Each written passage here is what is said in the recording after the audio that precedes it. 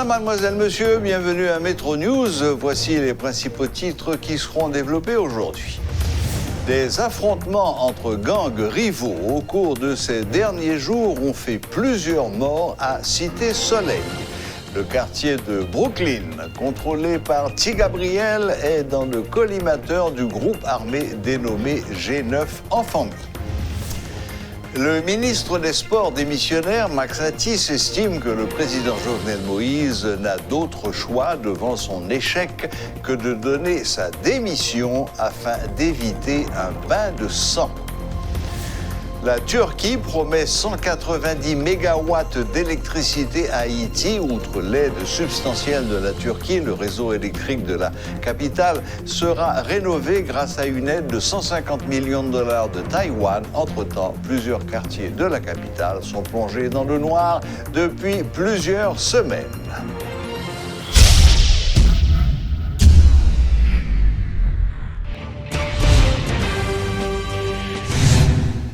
L'ancien ministre de la Jeunesse et des Sports, Max Atis, appelle le président Jovenel Moïse à quitter le pouvoir, faute de quoi on pourrait se diriger vers un bain de sang. Étant donné que le public n'a pas retrouvé, étant donné que le président lui face au mur, pas les moyens, il n'est pas capable d'atterrir, il ne lui reste qu'une seule chose. Peuple haïtien, je vous ai entendu et je vous ai compris. Je me retire. Moi, je pense que c'est tout ce qu'il lui reste à faire. Pourquoi? Moi, je pense que le président faut lui aider à sauver, entre guillemets, ça que nous gagnons comme acquis. Je ne dis pas, nous face au mur.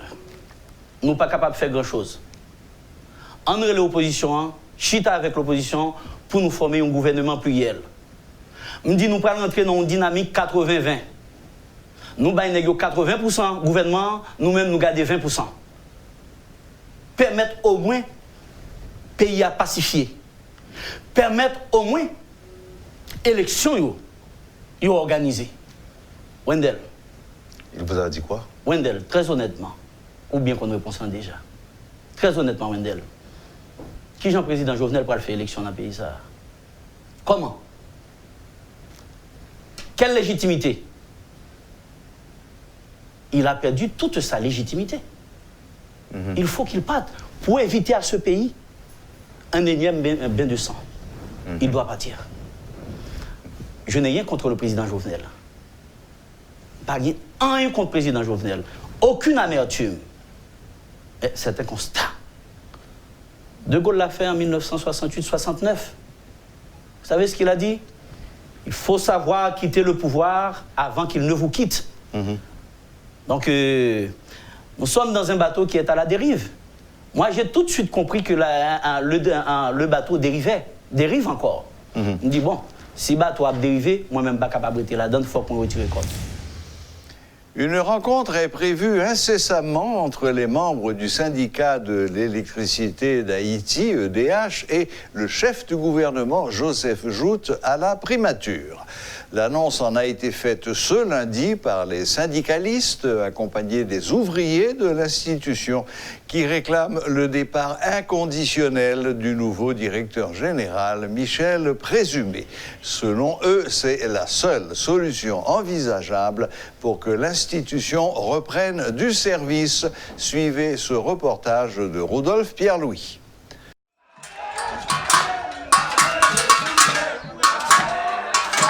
C'est par ce rythme musical que nous sommes accueillis ce lundi dans l'enceinte de l'électricité d'État d'Haïti. À notre arrivée, des barricades faites de briques et de broc sautent aux yeux.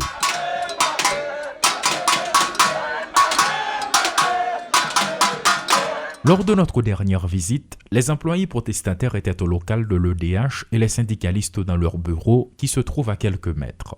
Désormais, ils se sont rejoints. Plus rien ne fonctionne. Une dizaine de véhicules de service de l'institution ont les pneus crevés. Des poteaux électriques et des échelles traînent dans la cour. Les deux barrières principales qui permettent d'accéder au bureau du directeur général sont soudées. À l'intérieur, des graffitis sont visibles sur chaque porte. Une rencontre est prévue avec le Premier ministre, explique Félix Pierre Michel, l'un des syndicalistes. Le président de la République là, qui est confirmé pour eux et que nous, le syndicat EDH, pour aller rencontrer ensemble avec le Premier ministre Joseph Jout.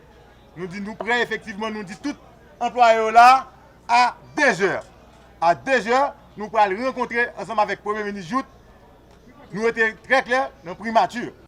Les protestataires ne décolèrent pas contre le gouvernement après l'installation du nouveau directeur général. Selon eux, ce dernier ne peut prendre les rênes de l'institution à cause de son passé douteux. C'est la raison essentielle de la contestation contre lui, poursuit-il. Revendication nous, déjà dans la rue, tout le monde connaît. Et nous étions quoi que, côté crise ça, arrivé à là, il faut qu'il aille très vite, de façon à ce que la population joigne et râler un souffle et joigne possibilité courant de qualité que comme service que la population suppose maintenant pour les jeunes.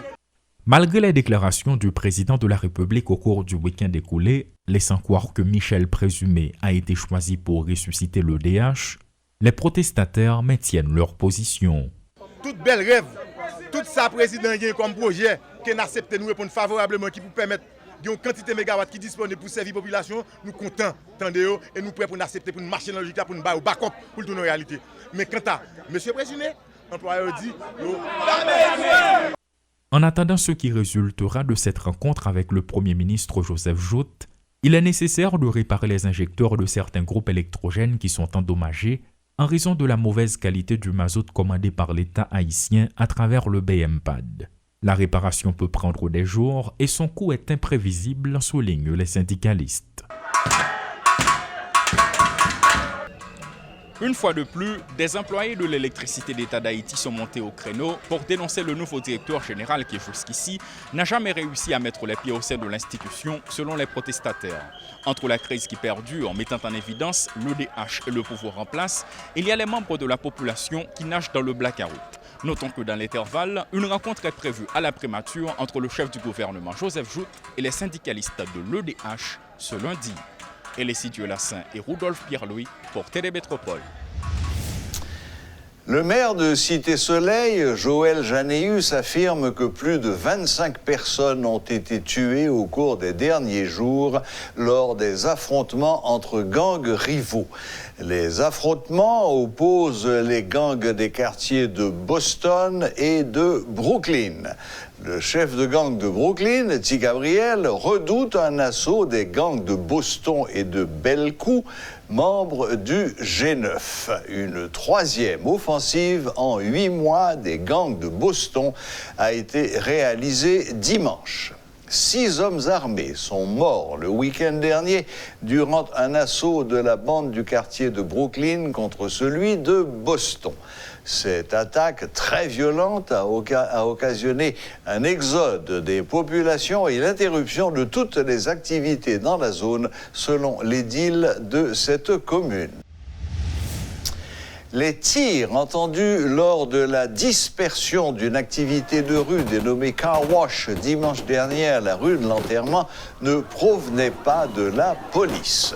C'est ce qu'a fait savoir lundi le commissaire du gouvernement de Port-au-Prince. Joint au téléphone, maître Jacques Lafontan pointe du doigt les organisateurs de l'événement qui auraient ouvert le feu sur les policiers qui étaient venus faire appliquer la mesure d'interdiction prise par le parquet. Le chef du parquet a donné la garantie que cet acte ne restera pas impuni.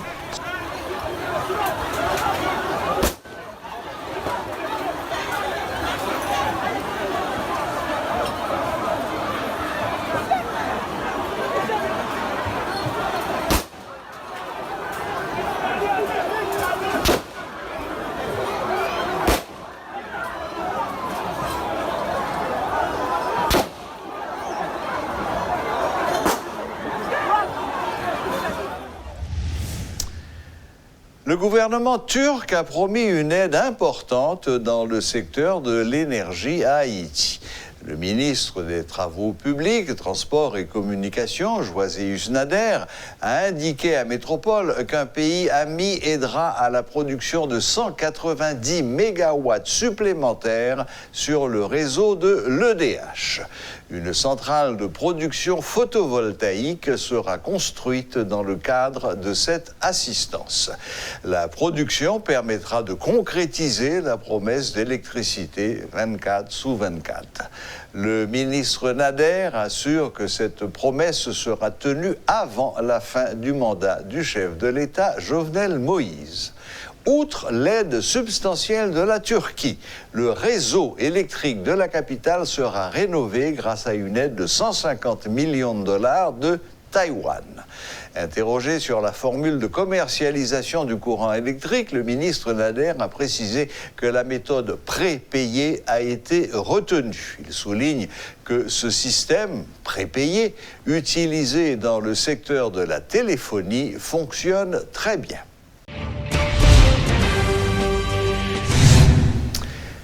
Une double bombe a explosé la semaine dernière dans le milieu politique haïtien. La première bombe, c'était la conférence de presse du ministre Max Atis, ministre des Sports, de la Jeunesse et de l'Action civique, au cours de laquelle il dénonçait un certain nombre de choses qu'on supposait, mais qu'il a mises au clair, en particulier en ce qui concerne les fameux 22 ou 23 stades que le gouvernement précédent était censé avoir construits. Il se trouve que, malgré qu'il a visité plusieurs régions, il n'en a trouvé aucun de terminé et sa conclusion a été sans embâche, « Yo crasé Kobla ». Ça, c'était la première bombe.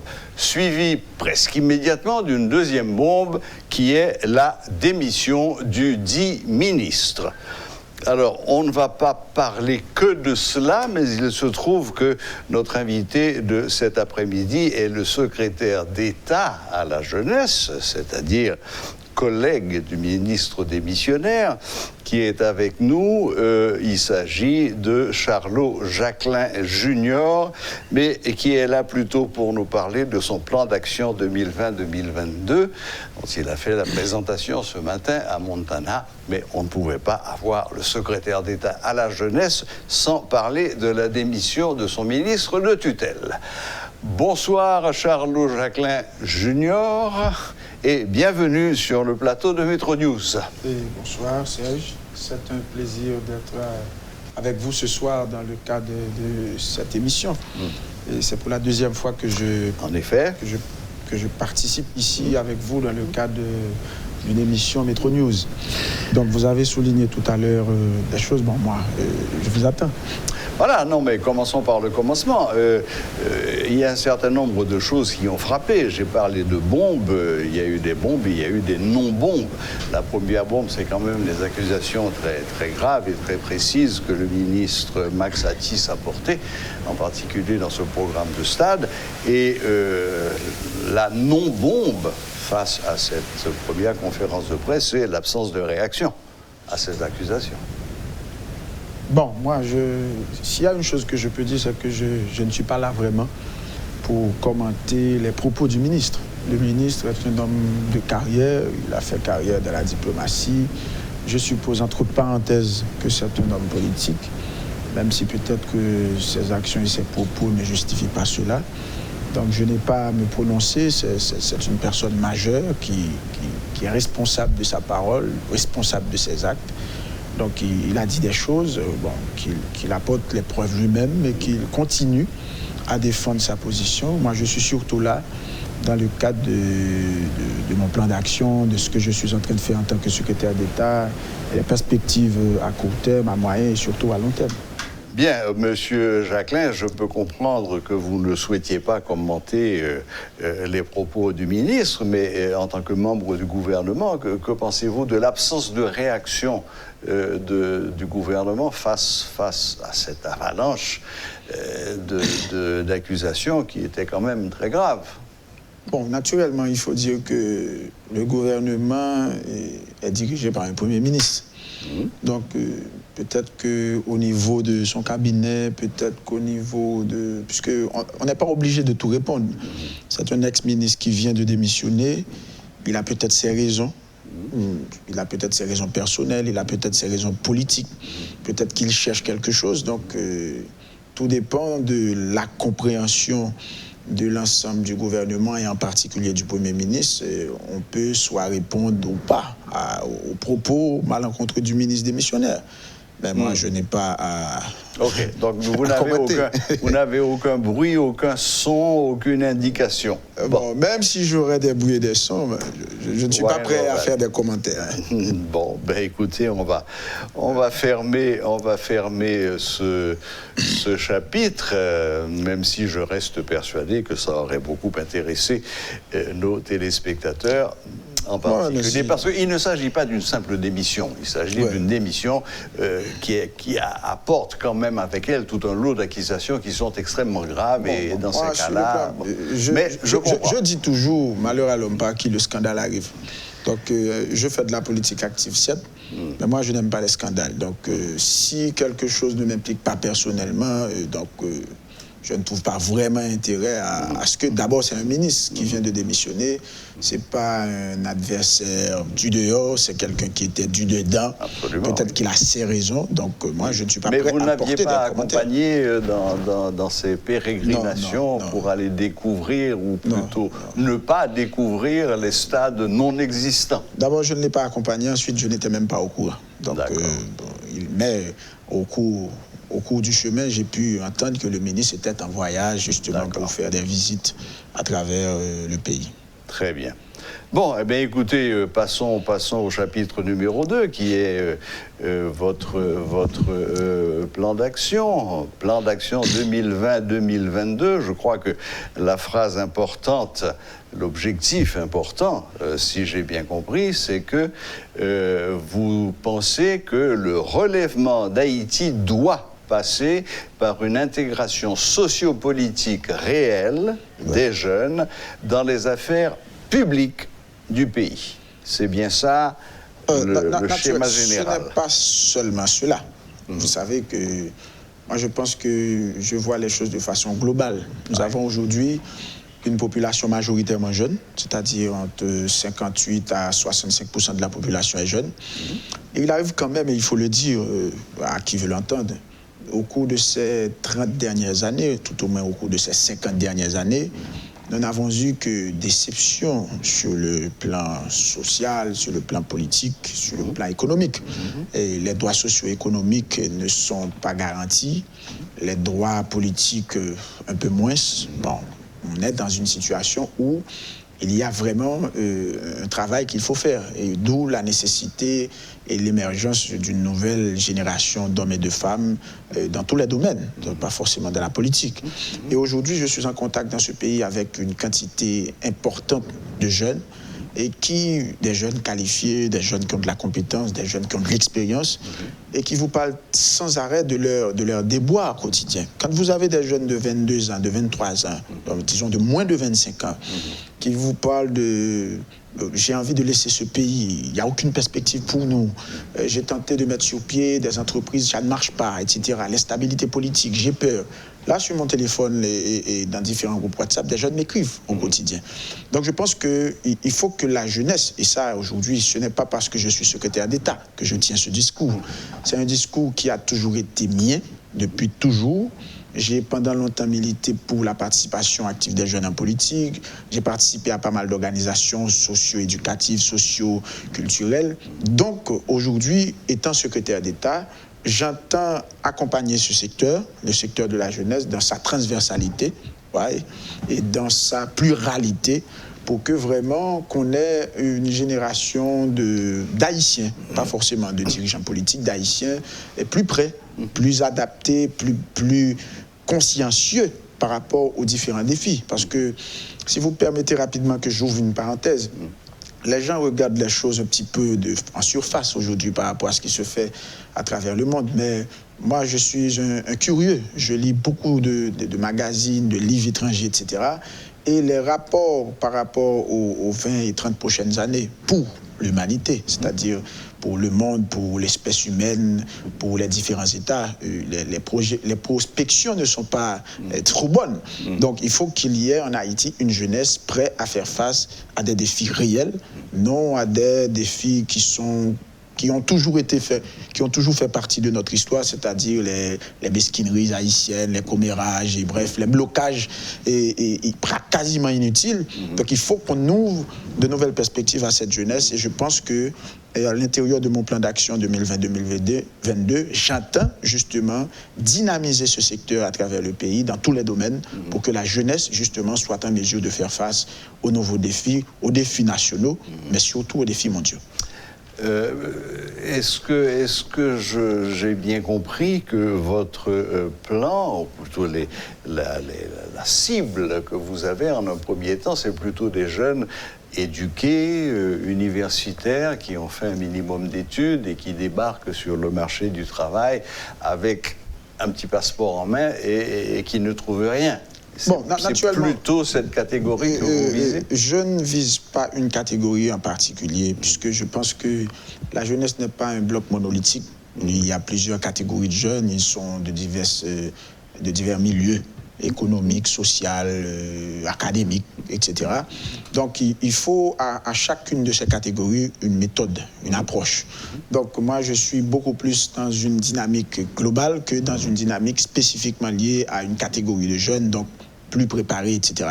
Puisqu'aujourd'hui, si vous regardez ce qui se passe dans les quartiers populeux de Port-au-Prince, vous voyez que la grande majorité de ceux-là qu'on appelle très souvent bandits, ce sont des jeunes. C'est-à-dire, ce sont des jeunes qui sont à Village de Dieu, à Martissan, à Cité-Soleil. Et eux, ils n'en sont pas forcément, ils n'ont pas forcément été à l'université, n'ont pas forcément fait de grandes études, n'ont pas forcément ont des métiers. Et pourtant, ils font partie quand même de la société. Et c'est là un problème à résoudre. Donc je pense que toutes les catégories de jeunes nous intéressent au niveau du bureau du secrétaire d'État, et nous entendons justement en ce qui a trait à leur catégorie, leur niveau géographique aussi, leur positionnement géographique, nous entendons de travailler avec toutes les catégories de jeunes. Vous venez de dire évidemment que la jeunesse n'est pas un bloc monolithique. On a commencé par ceux qui avaient eu la possibilité ou la chance de faire un minimum d'études, donc qui pouvaient avoir des prétentions un peu plus élevées que les autres. Ce qui est légitime. Mais tout à fait, bien entendu. Bien sûr, c'est tout à fait légitime. L'éducation, ça reste quand même la mamelle principale. Et vous avez donc cette autre catégorie dont vous venez de préciser qu'ils font partie de ce qu'on appelle les gangs armés dont on a le sentiment, Monsieur Jacquelin, qu'aujourd'hui quand même, ils sont les maîtres de la rue. Alors qu'est-ce que vous allez leur proposer en échange? Parce que quand on est maître de la rue, maître de quartier, qu'on rançonne, qu'on se sert, on a quand même un minimum de revenus, et il n'est peut-être pas évident de faire ces jeunes changer de voie et justement revenir dans la ligne droite. Bon, ce que nous sommes en train de vivre aujourd'hui en Haïti, c'est l'héritage de plusieurs décennies de mauvais choix politiques. Donc, en 30 ans, moi, je suis né en 1986. Et en 30 ans, je suis aussi un enfant du ghetto. Je suis un enfant des quartiers populaires. J'ai vu des choses, je sais des choses depuis ma tendre enfance, mon adolescence et une bonne partie de ma jeunesse. Donc je peux vous dire que ces jeunes-là dont on parle dans les quartiers et de non-droit, on dit très souvent s'il y a des quartiers aujourd'hui de non-droit, c'est parce qu'il y a eu avant des quartiers de non-devoir et de non-devoir de l'État. Donc on est face à une situation de la loi de l'offre et de la demande. L'offre qu'on a donnée à ces jeunes pendant longtemps n'a pas été l'éducation, l'encadrement, les perspectives d'avenir. Eh bien aujourd'hui, on se retrouve face à une génération de jeunes gens de moins de 30 ans, de moins de 40 ans, qui sont dans toute forme de déviance. La prostitution pour la grande majorité de jeunes filles et les milieux un petit peu défavorisés pour les jeunes gens. On trouve en particulier les hommes, ils s'intègrent dans les gangs armés. Et dans le pire des cas, c'est la réalité. Dans le meilleur des cas, vous trouvez un jeune en chômage et qui se dit, bon, franchement, il faut laisser ce pays et qui, même s'il n'est pas forcément impliqué dans des activités louches, mais c'est quand même un jeune qui a un ras-le-bol par rapport à un système dont le poids pèse trop lourd. Donc moi, je compte vraiment, et je sais aussi ça, c'est ce que je vous dis là, ce sont là les appréhensions du président de la République. Okay. Puisque j'ai été pendant 3 ans membre de son cabinet, on a discuté de ces choses pendant longtemps, et je ne suis pas devenu secrétaire d'État par hasard. C'est pas un matin que le président s'est réveillé et me dit « Bon, Charlot, vous allez être secrétaire d'État. » On a discuté pendant longtemps sur la jeunesse, sur les perspectives, sur les opportunités. Et à un moment de la durée, il a dit « Bon, franchement, Charlot, pendant trop longtemps, tu m'as expliqué des choses, mais pourquoi pas mettre ces choses en pratique, justement, puisqu'on s'entend bien qu'il faut faire quelque chose avec cette catégorie. » Oui, vous avez tout à fait raison. Cela dit, quand on regarde un peu ce qui se passe dans le monde aujourd'hui, j'écoutais les chiffres concernant la France. Là, à la rentrée prochaine, il y aura 700 000 jeunes qui vont rentrer sur le marché du travail et pour lesquels on n'a rien à offrir. Et ça, que fait le gouvernement? Il met la main à la poche et c'est à coût de centaines de milliards. Ouais. Donc ça va coûter très cher. Offrir une autre perspective d'avenir à ces jeunes qui sont désespérés, etc. Offrir une autre perspective d'avenir est quelque chose qui va coûter extrêmement cher. Est-ce que vous avez pensé à la manière de financer tous ces projets? Bon, naturellement, c'est là où le bas blesse. Nous avons un pays aujourd'hui qui est pauvre, nous avons un État qui est pauvre. Moi, je dis souvent, nous n'avons pas un pays pauvre, nous avons un pays qui a été appauvri à travers les ans. Donc, quand vous regardez l'histoire de ce pays, c'est propre de dire que nous avons un pays pauvre. Nous avons un pays qui a été appauvri. Bon, oui, il y en a même qui disent que Haïti est trop riche pour être pauvre. Pour être pauvre. Bon, c'est le cas et nous en sommes là aujourd'hui. Maintenant, je pense que quand on est dans une situation difficile, bon, on va quand même me pardonner cet excès de confiance. Peut-être qu'on va se dire, bon, c'est la jeunesse quand même, il est confiant, lui. Moi, je dis que quand on est dans une situation difficile, il faut faire preuve de créativité. Il faut créer, il faut innover, il faut agir, il faut essayer d'apporter des solutions, je dirais, atypiques par rapport à la situation donnée. Parce que c'est pas parce qu'on n'a pas tous les moyens qu'on doit se dire, mais franchement, on va nulle part. Il faut d'abord qu'il y ait une vision. Il faut à partir de la vision qu'on essaie de voir qu'est-ce qu'on a maintenant, qu'est-ce qu'on peut faire maintenant et quels en sont les impacts. Est-ce qu'on peut les évaluer? Est-ce que les impacts vont être évalués sur un collectif, sur une quantité d'individus, etc. Donc je pense qu'il faut toute une stratégie. Donc moi, je cherche les moyens. Je frappe à toutes les portes, les bailleurs, je rencontre des gens. Je suis devenu un petit peu une sorte d'ambassadeur. De démarcheur. Démarcheur de la jeunesse. Je cherche les moyens avec des amis étrangers, avec des gens dans d'autres pays qui ont expérimenté des choses, tant au niveau de l'Amérique latine, tant au niveau de l'Afrique. Mais là, je sais que là, il y a vraiment matière à réflexion parce que je connais l'état des finances publiques, je connais l'état de la situation socio-économique du pays. Mais je dis, c'est pas parce que les choses sont difficiles qu'il faut rester chez soi. Il faut baisser les bras. Il faut vraiment qu'on avance. Et puisque je me rappelle d'une citation d'un ancien président américain tristement assassiné, et John Fitzgerald Kennedy, qui eut à dire un jour, quand il est dur d'avancer, ce sont les durs qui avancent. Donc aujourd'hui, la situation est dure. Que ceux-là qui ont une vision, qui veulent voir Haïti dans les 10 et 20, 30 prochaines années est de notre destin, qu'ils mettent la main à la pâte, y compris les jeunes qui sont majoritaires. Bon, écoutez, là, j'ai l'impression quand même que vous êtes en train de vous attaquer à ce qu'on pourrait qualifier du 13e travail d'Hercule. Il y en a déjà 12 qui sont connus. Celui-là, apparemment, serait le 13e, parce que entre les jeunes du monde rural, qui eux aussi sont en train de souffrir terriblement, les jeunes des quartiers et les jeunes, disons, plus favorisés parce qu'ils ont pu commencer à faire quelques études, le champ est vaste et il va coûter très cher. Ça, j'en ai pleinement conscience. Et ça va coûter très cher, mais ça demande aussi beaucoup de maestria, ça demande d'abord une vision, ça demande ensuite un projet, un programme clair, précis, avec des possibilités d'évaluation d'indicateurs assez mesurables. Et ça demande aussi quand même une vague campagne de sensibilisation, de formation même. Parce qu'aujourd'hui, ce que nous avons, en 30 ans, ce qui s'est passé dans ce pays, nous avons déconstruit les Haïtiens. Donc aujourd'hui, c'est pas qu'en 1980, nous n'étions pas pauvres, mais l'Haïtien avait une certaine fierté, un certain sens de l'histoire. Et aujourd'hui, vous avez une jeunesse qui arrive et qui n'a aucun sens de l'histoire. Bon, tout au moins, je ne vais pas dire une jeunesse, mais vous avez une bonne partie de cette jeunesse qui n'a aucun sens de l'histoire.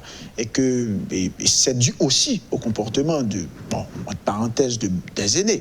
Parce que nous avons quand même remarqué pendant longtemps des aînés qui ne font que s'entre-déchirer, s'entre-tuer, s'entre-attaquer. Et bref, on peut inventer tous les mots. On peut même dire depuis 1804. Bon, mais bien sûr, depuis 1804. Ça n'a pas beaucoup changé sur ce point-là. Ça n'a pas beaucoup changé, justement. Et il faut faire quand même la rupture avec de tels comportements, de telles pratiques. On peut faire de la politique autrement. On peut avoir des divergences, on peut ne pas se tomber d'accord, on peut ne pas être d'accord sur un point ou sur un autre. Mais l'essentiel, c'est qu'on sait, on est en train de construire un pays. Aujourd'hui, on n'a pas le sentiment collectivement que nous sommes tous d'accord sur la construction de ce pays. Exact, exact. Bon, un dernier mot, Monsieur Jacquelin. Est-ce que vous avez déjà un point de départ? Vous savez où vous allez commencer? Est-ce que vous avez déjà commencé? Si oui, qu'est-ce qui a déjà été fait?